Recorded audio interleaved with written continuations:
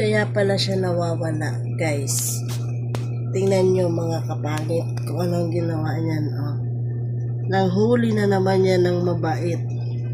Kaya pala nananahimik yung higaan ko eh. Kasi may kababalaghang ginagawa na naman pala. Oh, oh tingnan nyo. Hindi ko alam kung aso ba yan o pusa. Oh, oh. Diba? Kitang-kita yung ebidensya.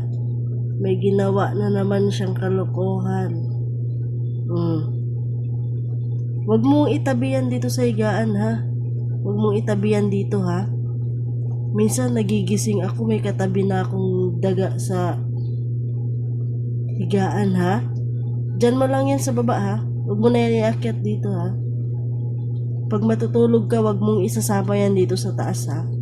Kasi minsan sinasama mo pa yan dito. Diyan mo lang yan, ha? Huwag mo yan akyat dito, ha? Tingnan yung itsura niyan, ha?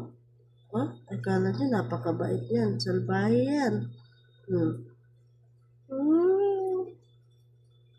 Kaya walang masyadong daga dito sa kwarto namin, eh. Kasi nuhuli niyan, eh. Yang nahuhuli niya, naliligaw lang yan dito. Killer yan.